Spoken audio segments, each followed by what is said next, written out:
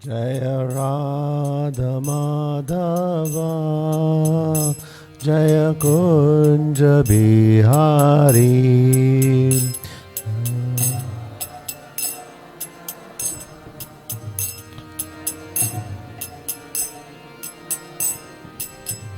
Jaya Radha Madhava Jaya Kunja Bihari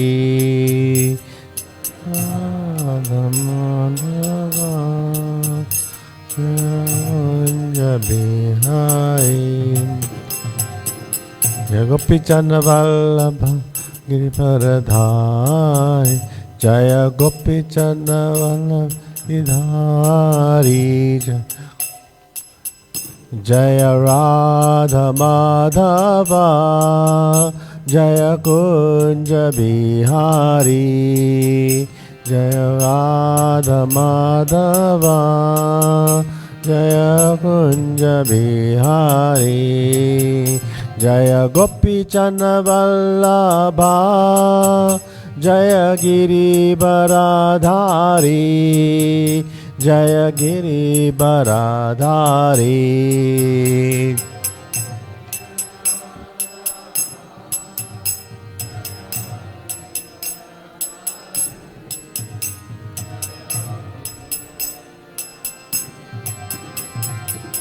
Yashodanandana Prajana Ranjana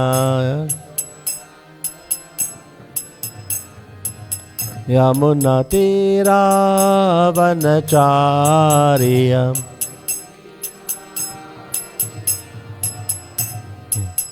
Jaya Radha Madhava Jaya Kunja Bihari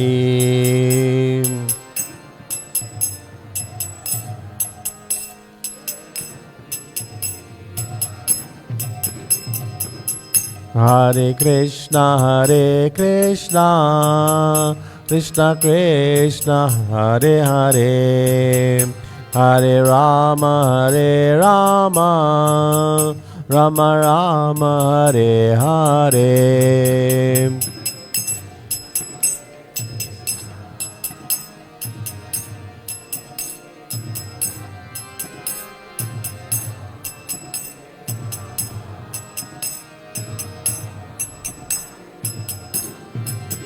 Hare Krishna Krishna Krishna Hare Hare Hare Rama Rama Rama Hare Hare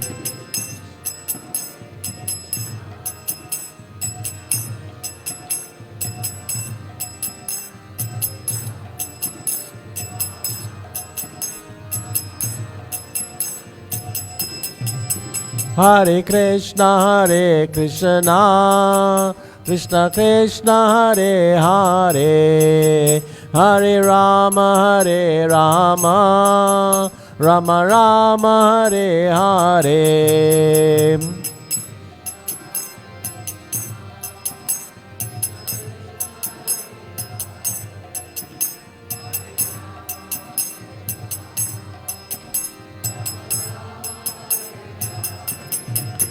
Hare Krishna Krishna Krishna Hare Hare Hare Rama Rama Rama Hare Hare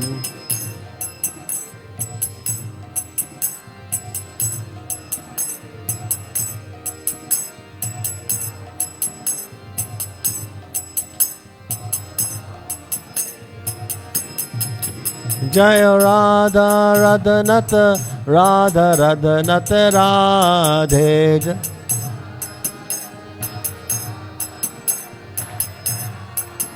Jaya Giri Govardhan Giri Govardhan Giri Govardhan Jaya Giri Govardhan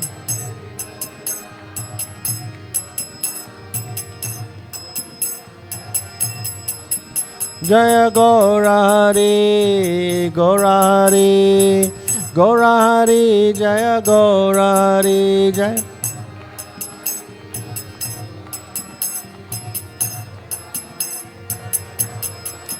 Jaya Jaya Prabhupada, Prabhupada, Prabhupada, Jaya Jaya Prabhupada.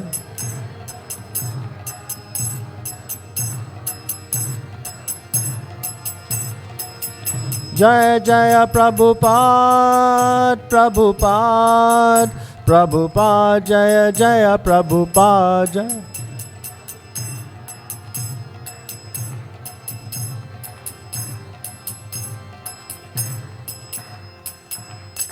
Srila Prabhupada ki jai. Nitai Gaur Premanande.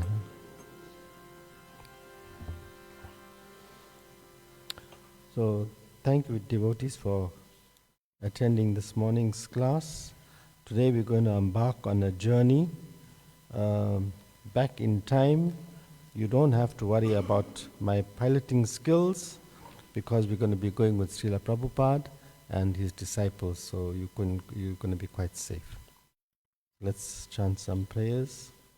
Om Ajnana Timirandasya Jananjana Salakaya Chakshur Unmilitam Yena Tasmai Sri Guruve Namaha Sri Caitanya Manobhistam Stapitam Yena Bhutale Swayam Rupa Kadamayam Tadati Swapadantikam Vandeham Sri Guru Sri Yuta Kamalam Sri Guru Vaishnavamscha Sri Rupam Sagrajatam Saha Gana Raghunatha Vitam Tam Sajivam Sadvaitam Sadvadutam Parijanaha Sahitam Krishna Chaitanya Devam Sri Radha Krishna Padan Saha Gana Lalita Sri Vishakam Vitamscha He Krishna Karuna Sindhu Dina Bandhu Jagatpate Gopesha Gopika Kanta Radha Kanta Namastute Tapta Kanchana Gorange Radhe Vrindavaneshwari Vrishabhanu Sutadevi Pranamami Hare Priye Vanchakalpatarubhyascha Kripa Sindhubhya evacha Patitanam Pavnebhyo Vaishnavebhyo Namo Namaha Jai Sri Krishna Chaitanya Prabhu Nityananda Sri Advaita Gadadhara Sivasadi Gaura Bhaktavinda Hare Krishna, Krishna Krishna, Hare Hare, Hare Rama, Rama Rama, Hare Hare.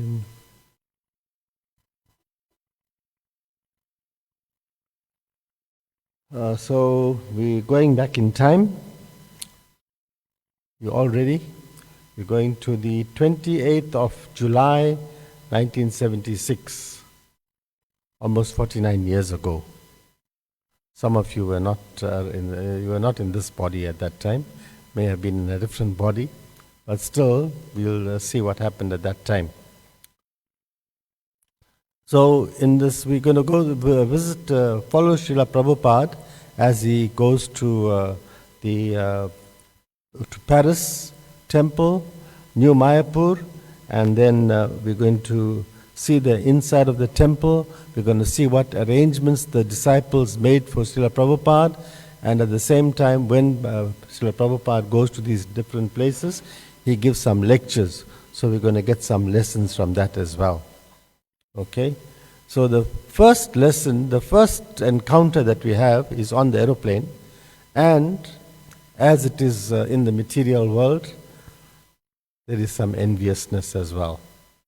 So we are confronted with envy all over the place, wherever we might go, even on the aeroplane, and this is what happened on that day. Prabhupada and I think this is Tamal Krishna Maharaj, that's not me now, him, right? Prabhupada and I sat in the first class cabin, waiting for the takeoff as the other passengers slowly filed past us in the aisle. One man in particular gave us an intense look. With half a smile, he suddenly bent forward and stuck his face next to mine. "Hiya, Hari." He sneered nastily with a pronounced American accent. "Hari!" Then he was gone, off to his seat in the economy section. So that gives us a clue as to why he was envious. Why was Srila Prabhupada and his disciples sitting in the first class section and I have to go to the economy class? So it was unpleasant. So he couldn't contain his enviousness. Hari! It was an unpleasant experience, to say the least. Prabhupada saw it, but said nothing.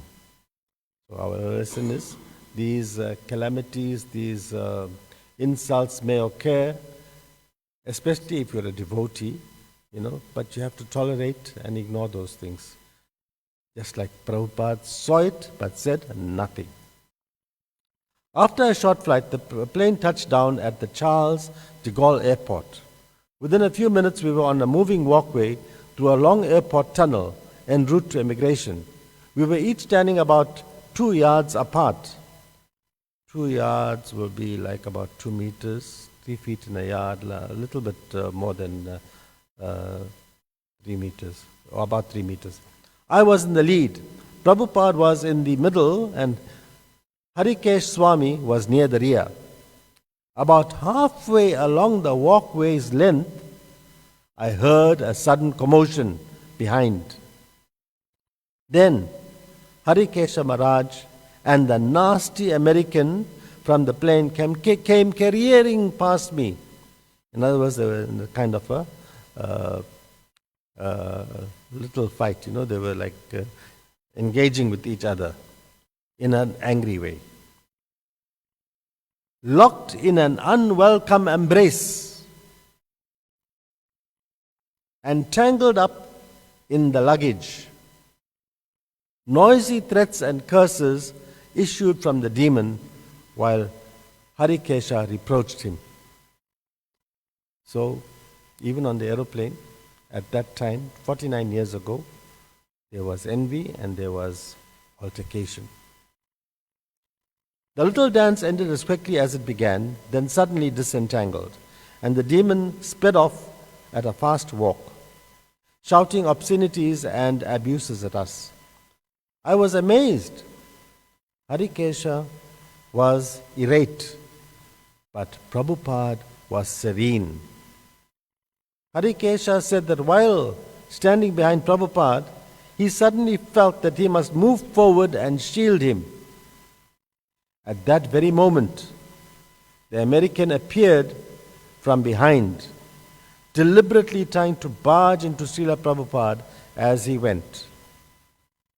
And he contacted Harikesha instead. So, the disciples were very protective of Srila Prabhupada. And through instinct, he was able to perceive that this American who was so rude in the beginning might try something else because he didn't succeed in irritating or arousing Srila Prabhupada's anger in the first try. So he might try again, and that's exactly what happened. Prabhupada never said a word about the incident, and it was quickly forgotten. However, it stands as a pointed reminder that no matter how good one's intentions and deeds are, there is always some envious soul going out of his way to make trouble. Many devotees, led by Bhagavan Prabhu, were at the terminal, and as soon as they saw the transcendental form of Srila Prabhupada, they burst into kirtan, offering him garlands of fragrant flowers while Bhagavan led the way to the waiting car. From the airport, Prabhupada was driven to the Paris temple for an overnight stay. So now we arrive at the Sri Sri Radha Parish Isvara temple.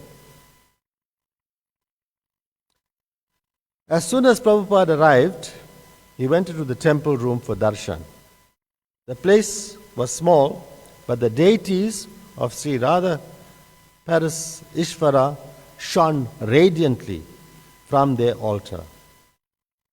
After receiving Guru Puja from about 50 or 60 devotees, Srila Prabhupada gave a short speech, allowing one of the devotees to translate sentence by sentence. He explained that Lord Vishnu and his potency is one. But, he explained, there is a third energy, this material world, which is a reflection of the transcendental energy. We all have to work to achieve anything in this reflection. What reflection is talking about? The reflection of the material world. He says the material world is a reflection of the spiritual world. Here we have to work for the things that we need, but in the spiritual world, Krishna provides everything for us. Whereas in the spiritual world, everything is supplied automatically. So, the more you spiritualize the whole atmosphere, he told the devotees, the more you become sufficient and happy. This Krishna consciousness movement is for the purpose of people, of chanting, dancing and eating. This Krishna conscious movement is for the purpose of chanting, dancing and eating. And as Prabhupada says, instead of chant and be happy, he says eat and be happy. Right? So this feasting and this dancing and chanting, that's why all we endeavor for, even in the material world and in the spiritual world, it is there as well. But that is our business, he grinned, and the devotees laughed. Without working, we can have anything sufficiently. He explains that like the factory worker has to be in anxiety, he has to get up on time, he has to be there on time. He's regulated in the sense that he has to start at a certain time, tea time at a certain time, and it's only 15 minutes, and then back to work, and then even getting to work is a problem because you have to catch the bus on time or the traffic is heavy, all of those difficulties. And Prabhupada was saying, so just stick to this Krishna consciousness. You are already advanced, that is my request. Don't deviate. You will never have any want, that's a fact. It is not my invention, it is the statement of Krishna. Tesam nitya bhi yuktanam yoga kesam vamahi aham. Nitya bhaya yukte. Those who are constantly engaged in Krishna business, whatever they want, Krishna is personally interested to supply it. So without any hesitation, stick to this Krishna consciousness. Everything will be amply supplied. Not that we shall be indolent and lazy. Prabhupada qualifies that, right? We're not going to just do nothing and say, okay, everything will be supplied. Krishna will supply. No. We shall utilize our energy for giving service to Krishna. That actually, we are engaged. We are not lazy. Every one of us is engaged in some sort of service for Krishna. So that is my request, that I am now getting old, and that you stick to this principle and you'll remain always happy. Then he looked out over the devotees with a smile and asked, I think this is for the 4th time that I have come here. So I find you are very happy. Continue. And whenever I shall come, I shall see you happy. Thank you very much. So the devotees were an example of what Prabhupada was saying. He could see that they were happy, and especially because Prabhupada came, and Prabhupada wasn't able to travel so much at that time because he was quite sickly. So the devotees were ecstatic that he was there at that time. With the devotees cheering all around him, Srila Prabhupada dismounted from the Vyasasang and took a small elevator to the 2nd floor. The devotees have arranged a small but comfortably appointed room for him with an adjoining servant's room. So from the temple room, he now goes to his quarters where he's going to stay. The devotees have arranged for him to stay. Due to the change in the time zone, it was already 12:20 p.m. By the time we settled in and quickly set up the dictaphone and other desk paraphernalia, and then got ready to give Srila Prabhupada his massage, Rishikesha and Bhagavan made arrangements for someone to cook for Prabhupada's lunch. That is important, right? Besides just receiving Prabhupada, they had to make arrangements for his comfort as well. for his needs, not so much comfort, needs. Bhagavan Prabhu mentioned that several ladies could be possible cooks.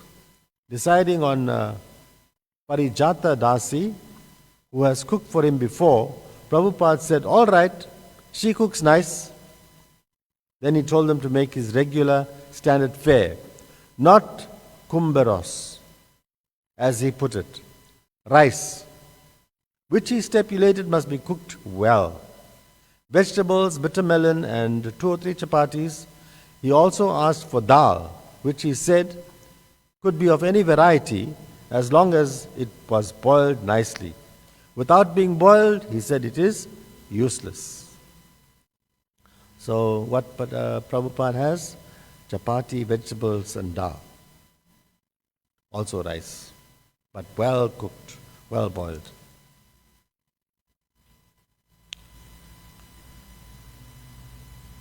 When I entered Prabhupada's room to give his evening massage, he came out from the bathroom and went over to an open window to look out for a minute on the neighborhood.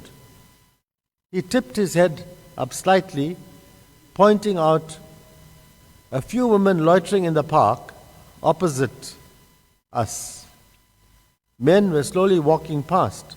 With a chuckle, he said, in this quarter, there are many prostitutes. Still, he didn't seem disturbed by it because he said, it is an important location in the center of the city.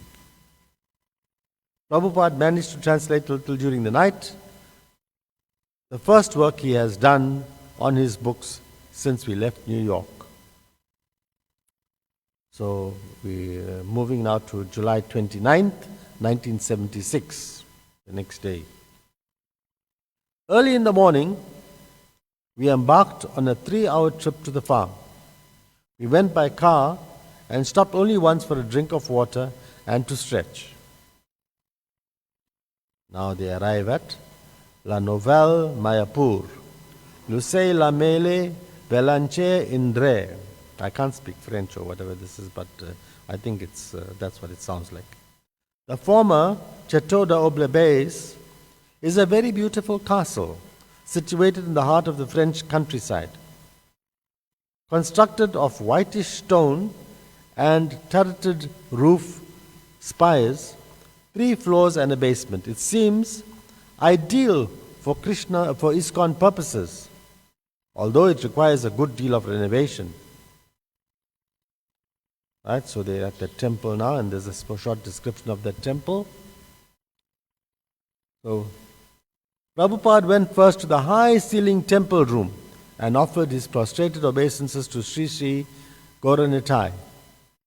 Sitting on his newly constructed Vyasasang, carved from black and white marble, he surveyed his eager followers. With a bright smile he said, I am so glad to see you again in this village. So Prabhupada was encouraging village life. So that village life means he reinforces what he said earlier, that we shall not be indolent and lazy, we shall work. And he qualifies what he means by that. He said that he was glad to see them all again in this village, and to that the devotees cheered, Hari Bol! Then he gives a short lecture. He says, Hare Krishna.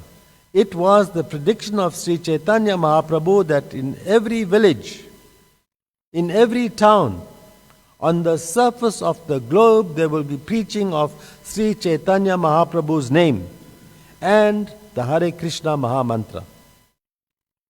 So, by your transcendental endeavor, this is being fulfilled.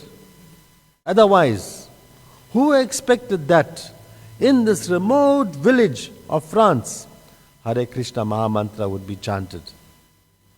So he was thankful to the devotees that they were carrying out Lord Chaitanya Mahaprabhu's mission of taking the holy name to every town and village. When Chaitanya Mahaprabhu said every village, in every town, he did not mean that every village and every town in India Not only India, he specifically says Prithivite means on the surface of the globe.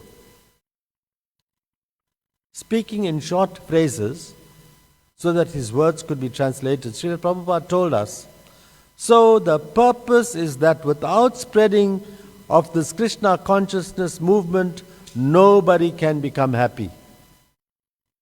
Sri Sri Radharadhanath ki jai, Sri Caitanya Mahaprabhu ki jai, Giri Govardhan ki jai, Srila Prabhupada ki jai. That is a fact. The opportunity of the human form is systematically being confused by the modern civilization. This material activity only for the body comforts of life, that is not human civilization. This material activity only for the bodily comforts of life, that is not civilization. Human civilization means the human being must know the supreme controller and the aim of life. The real fact is that God is there, the supreme controller, and we, living entities, we are his parts and parcels. As parts and parcels of God, we, being separated, we are suffering. As an example can be given in this connection, just like a small child is the part and parcel of the body of the mother. So the child is happy when the child is on the lap of the mother. That means that the part and the whole must be together, must live together. Then there is happiness. Otherwise, if they are separated, there is distress. So if we are separated from the Supreme, we are also going to be in distress. And if we don't engage in devotional service. The modern godless civilization is making the part and the whole separated. Therefore, the whole condition is chaotic. You have got experience of this you have got experience in this part of the globe. You have got, this is how Prabhupada speaks, you have got experience in this part of the globe. Within 50 years, you have been 2 big wars and many other parts too. People are not in happiness on account of godlessness. So we are on the brink of the Third World War, they say, so nothing has changed. People are still, because of their godless nature, they are still engaging in warfare. So the only time this warfare will stop or will subside is when there is,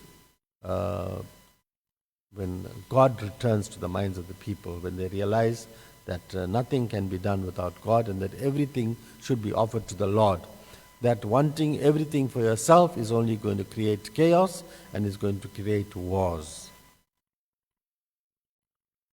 So, actually, if we want to be happy in this life and the next life, then we must take to Krishna consciousness. And it is not at all difficult.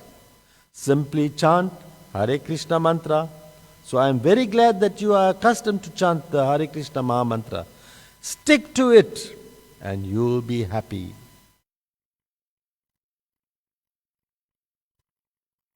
So his brief words were enough to satisfy the devotees. Anticipating the possibility of him not coming due to his illness, they were very jubilant to have him now sitting before them.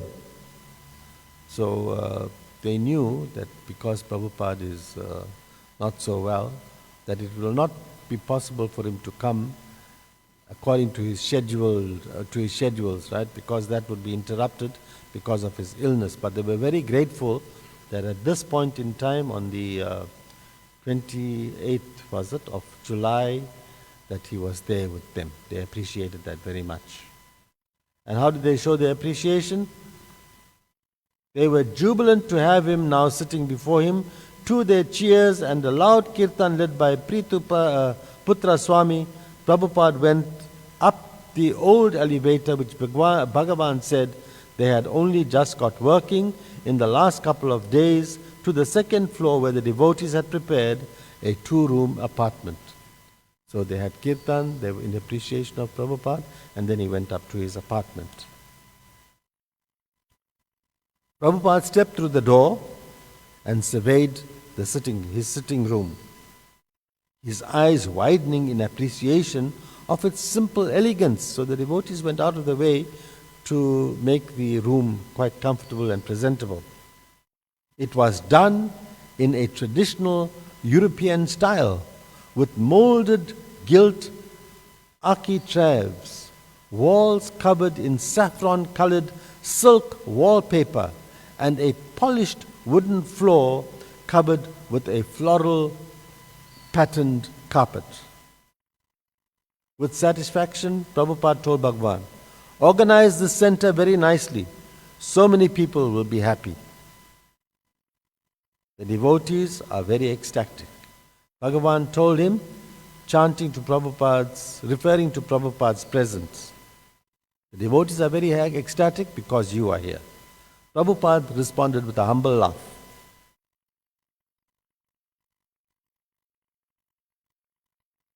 "Oh yes, there was no hope of my coming. Now I have come, there must be." So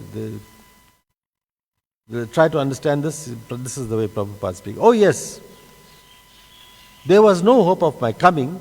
Now I have come, they must be. They are very happy because I have come at this time."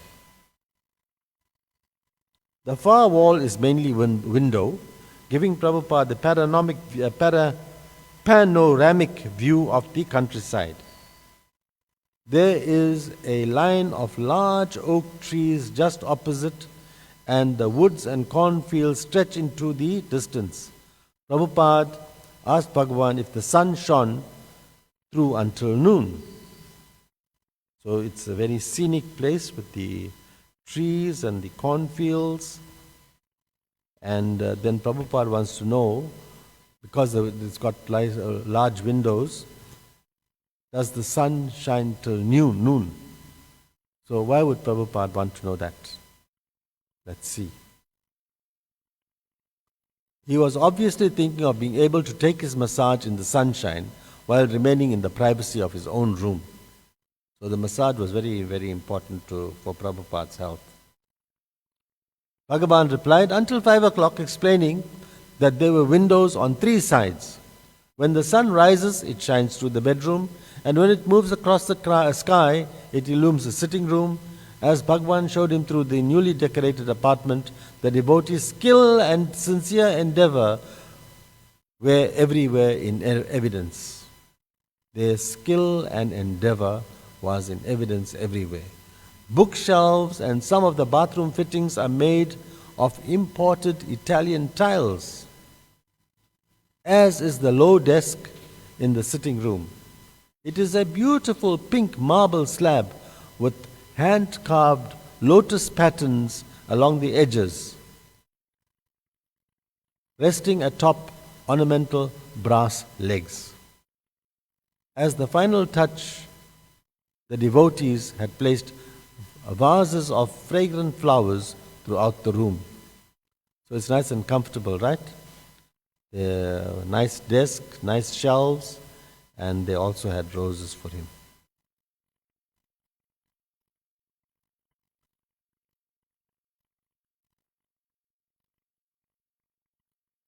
So Prabhupada continues the thread that he started earlier about not being lazy, and that we are not indolent and we are not lazy.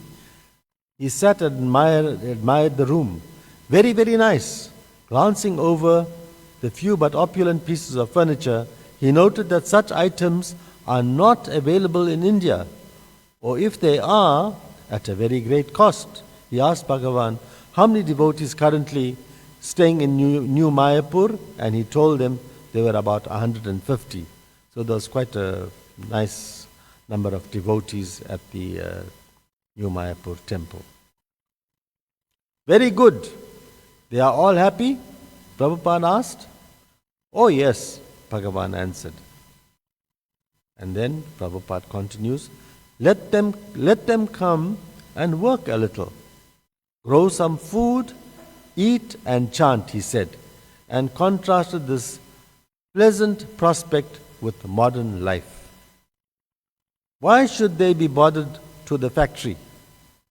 Running at 5 o'clock, horrible life, horrible civilization, motor accident, delayed, anxiety. Oh, I am delayed, I am delayed. What is this civilization?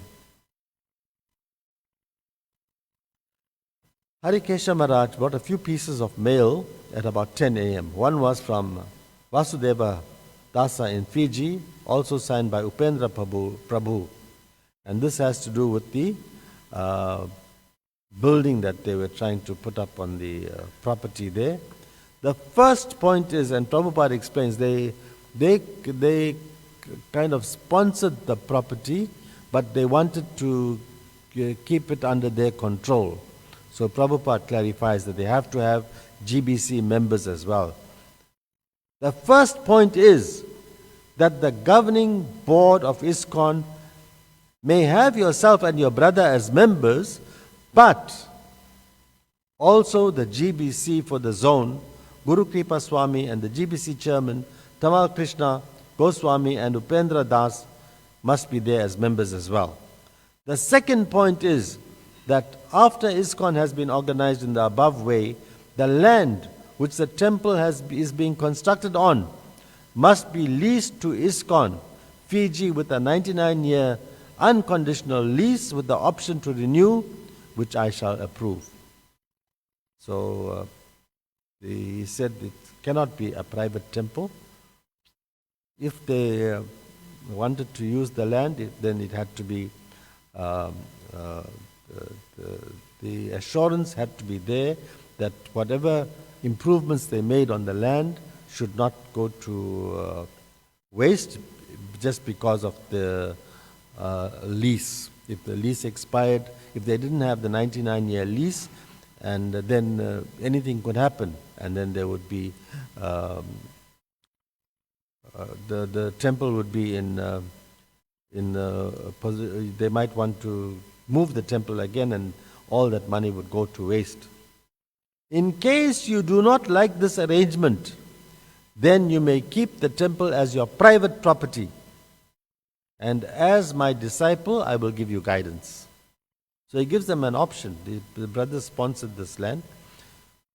You can keep it as your private property, but I will give you guidance. But you may not use the ISKCON name to collect funds or take loans. In this connection, until this matter is resolved, no loan may be taken from the bank or elsewhere, and all collections in the name of ISKCON must stop. If you desire to keep the temple as private property, then Upendra Das may return to Hawaii and ISKCON Fiji may be dissolved. If you want to consider this project as an ISKCON project, then you must abide by the orders and the direction of the GBC, which you do not like to do. Now, whatever you like, you let me know. Then he received some letters, and this one is from New York, and Chayavana Swami sent a lengthy letter outlining his previous activities in Africa. He described how the yatra, which consisted of only one temple in Nairobi, was in very poor shape before he took up the management. Devotees were disheartened and in heavy debt, and there were problems with local government as well as the Hindu supporters. He said he felt Srila Prabhupada had been misinformed about his activities. Whose activities? His activities, that's Chaivana Swami. He says that he had been misunderstood, and he requested that the matter be carefully reconsidered, as I wish to take a responsible and serious role in the management of our society. He expressed his desire to return to Africa. So Prabhupada is dealing with all these queries. What was his response to that? Well, aware of Chayavana's personal problems, Prabhupada wasn't too happy to hear that he wants to leave New York so soon after having arrived there. He replied that Chayavana should wait until next year's Mayapur GBC meetings for a decision. So that also applies to us. Sometimes we make a decision in haste and we find that it was not the right decision. So Prabhupada is advising Chayavana to wait for a year. He's enthusiastic, he wants to leave and he wants to go back and to Africa or whatever that it may be. But Prabhupada says, no, wait, you just got there, why are you rushing back? Wait for a year after the GBC meeting and then decide. And then you'll be in a better state of mind to see things in perspective. Another letter. Yashodanandana Swami sent a report of his latest purchasing programs of his Coimbatore in Tamil Nadu. Of his preaching programs, no. Yashodananda Swami sent a report of his latest preaching programs in Coimbatore in Tamil Nadu, where he met with a prominent Brahmana from one of the most strict and orthodox branches of the Madhava Sampradaya. And this person's name was Sri Subachar. Sri Subachar. He first heard of our movement through reading an article Achyutananda Swami wrote called Divya Vyasya, attacking Mayavati philosophy. So the Sri Subachar is significant because he is now agreeing with the movement. He is favorable to the movement, and that is why they are reporting on him. Sri Subachar endorsed our point of view that a Brahmana should be known by quality, not just by birth. So even these days we have the same problem. Somebody who has the surname of Singh or Maharaj or something like that think that they are in an elevated situation and by birth they are superior. But we know that is not the case. You have to, according to practice, even a Shudra can become a Brahmana simply by his practice, by his sincere endeavor and good practice. In other words, what is the good practice? The 4 regulative principles, chanting 16 rounds, taking prasad, association of devotees, all of that can bring you to the point of Brahmana. It doesn't mean that just because you have a particular surname, then you are a Brahmana. Favorable to our movement, Sri Subachar endorsed our point of view that Brahmana should be known by quality, not just by birth. Yashodanandana mentioned how Sri Subachar explained that because Maharaja Priyavarta ruled over the entire earth and deputed his sons to control the 9 Varsas, it is entirely possible that Americans and Europeans could be descendants of Brahmana families. Let me read it again to understand this properly. Yashodanandana mentioned how Sri Subachar explained that because Maharaj Priyavarta ruled over the entire earth, he was able to depute his sons. He put his sons in position to control the 9 Varshas. It is entirely possible that Americans and Europeans could be descendants of the Brahmana families. Also, he quoted Sri Subachar as describing, sometimes, even though a cow has all the characteristics of a cow, it gives milk, it has 4 legs, etc., if she does not have the fleshy neck as it is on all other cows, is this a reason why we should call it a goat? Can you call a cow a goat just because of the shape of the neck? No. A cow will be a cow if it has the characteristics of the cow, like gives milk, 4 legs, etc. You can't deny that it is a cow and call it a goat just because of its the neck, the shape of the neck. Similarly, if someone has all qualifications except the birth, still he should be accepted as Brahmana. So I'd explained that, but we tried to explain to analyze that it is not by birth that you become Brahmana, it is by your qualifications. Qualifications meaning that you know the scripture, you know the rules, and you know the regulations, and you practice them. Yashodananda Maharaj stated that they have been trying to gain support for entry of our devotees into the Puri temple. We have heard over the years and in various lectures that it is not, the Puri temple is not accessible to everybody. Right? Where they are presently not allowed. There is a lot of opposition, mainly, he said, from the Saktas who worship Bhimala Devi and from the Puri Sankaracharya, whom he described as a first-class asura.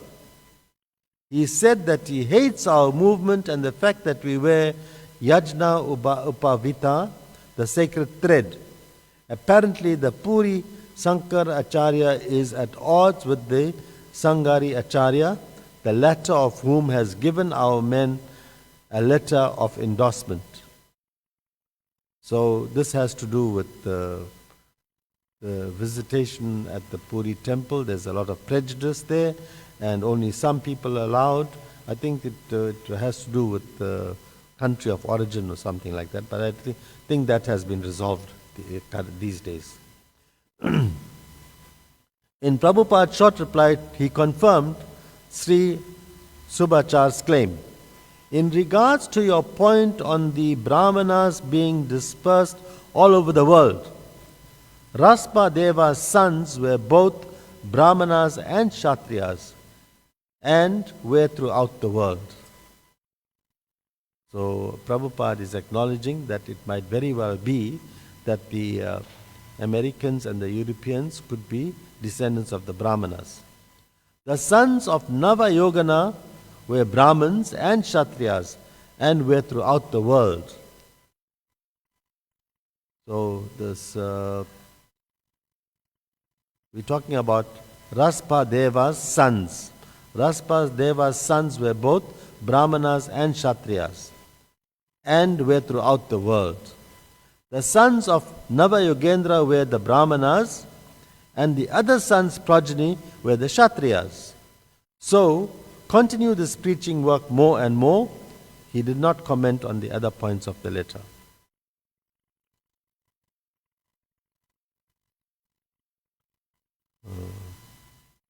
That's the next point is. So the devotees were very, very happy that Prabhupada had come, and they offered gifts, and also there were lots of the notes of appreciation. And one devotee, let's see, what does he say? He says here, therefore the disciple remains eternally indebted to the spiritual master and continues work in such a way that the spiritual master may become pleased upon him for such sincere services rendered.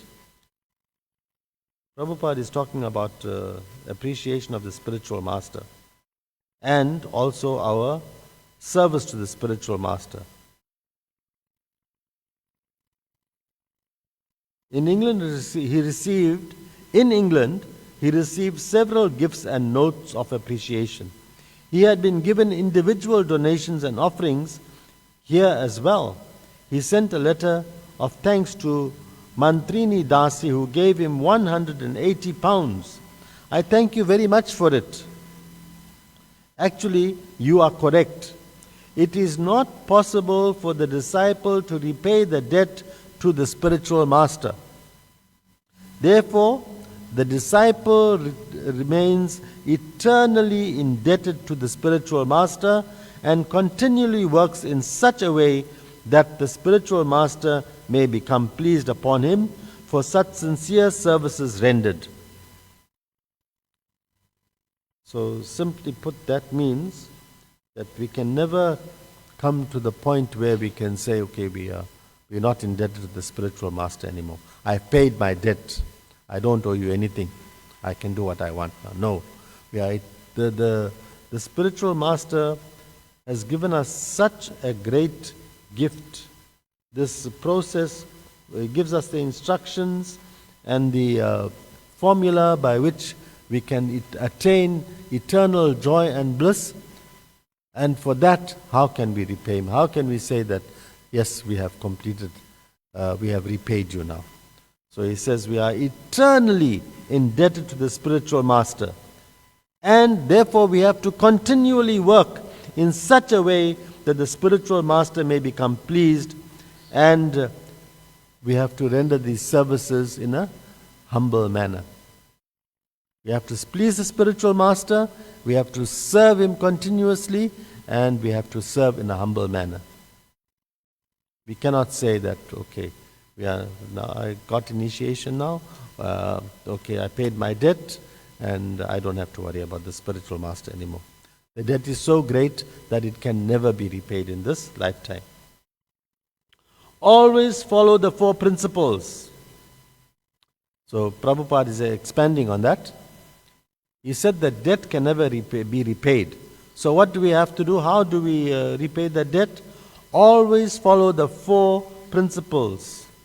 Take prasadam, and above all, chant your 16 rounds a day, and thus you will make steady advancement in devotional service.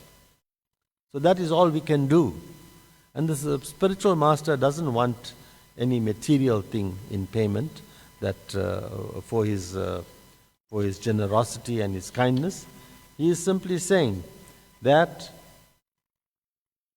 take prasadam, chant your 16 rounds, observe the 4 principles, and thus you will make steady advancement in devotional service.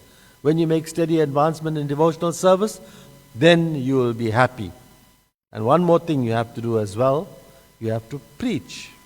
So this knowledge that we attain, that we are getting all the time when we come to classes, when we read on our own, when we hear other lectures, then we must disseminate that knowledge. And that is the only way to be happy. Continue to preach this movement all over the world, and thus you will become happy and you will make others happy also. So that is in summary, this is what we got from this reading today, that we can never repay the debt of the spiritual master.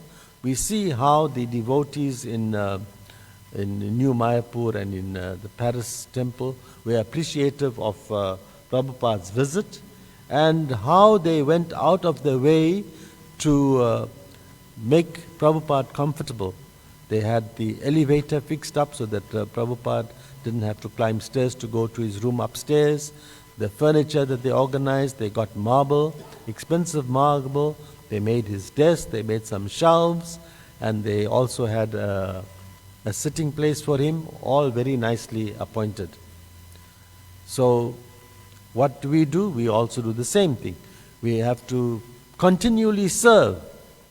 Well, maybe we won't have the opportunity to set up the room and things like that. That's already done. But what do we have to do? We have a much simpler task, and I repeat again, the 4 principles, observe them. Take prasadam, don't eat anything else other than prasad. Only something that is offered to the Lord. Only take that. And chant your 16 rounds. He's saying, Prabhupada is saying, not that I'm saying, Prabhupada is saying, I'm telling you what Prabhupada says, right? And most of all, share this knowledge. In other words, preaching must go on. And he emphasizes earlier on, he said that it was Lord Chaitanya Mahaprabhu didn't mean India alone. He said every town and village, but not in India on the whole of the globe. That is how he was saying that he's very pleased that the devotees are now in France. That's not in India, it's going all over the world, and that is what is required. So the last part now, let's see what's time. 8:30. Yeah, time to finish now. Bhaktin Odette wrote a simple, heartfelt poem which she gave to him yesterday. And I'll read the poem. This is what she said. "Oh Father, I can't find words to express myself. Closing my eyes, I can only see the beauty, love, and infinite tenderness emanating from your lotus eyes. And in silence I cry out. A nostalgic longing, burning like fire, but oh, nearly to be fulfilled. No, without you, there is nothing more, and beyond our Lord, there is no more." So that is poetic. They have poetic license, so it's the verbs and all are not in place. Let's read it again. Bhaktin, she wrote, "Oh Father, I can't find words to express myself. Closing my eyes, I can only see the beauty, love, and infinite tenderness emanating from your lotus eyes. And with silence, I cry out. A nostalgic longing, burning like fire, but oh, nearly to be fulfilled. No, without you, there is nothing more, and beyond our Lord, there is no more." So she is showing her appreciation, and she's also admitting, she is saying that it is not possible to do anything without Srila Prabhupada's guidance and without being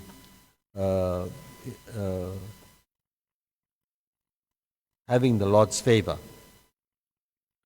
Never negligent of even the simplest service, Prabhupada encouraged her with a few words. So his response, "Please accept my blessings. I am in due receipt of your poem offering, and I want to thank you very much for it. I have appreciated the sentiments expressed within, and I hope that you will continue to advance more and more in your Krishna consciousness. I hope this meets you in good health. Your ever well-wisher, A.C. Bhakti Vedanta Swami." So he took his massage thereafter in the patch of sunlight. So the sun, Prabhupada liked the sun, and he was happy that his room had sun in the morning, sun at midday, and sun in the afternoon. Prabhupada glorified the beneficial aspects of sunshine. He told me that in Bengal, the tradition is to breastfeed the children for at least 6 months. They are rubbed with mustard oil and put out in the sun. So if it is good for children, it is also good for us, and we know that it is a source of vitamin D for us as well. And in this way, the children become healthy and strong.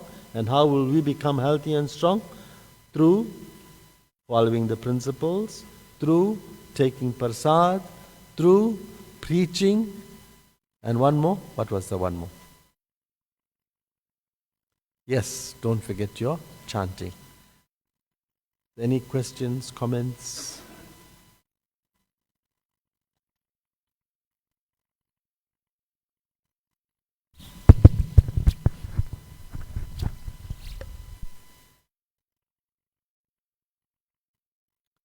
Nothing. So what did we take out of this today? That we have to appreciate the spiritual master, that we cannot repay the debt, but we can carry out the instructions of the spiritual master, and in that sense, we have to, again I'll repeat, follow the regulative principles.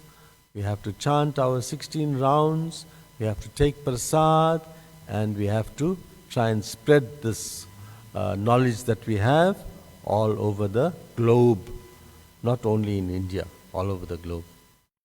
Srila Prabhupada ki jai. Thank you very, very much. Hare Krishna.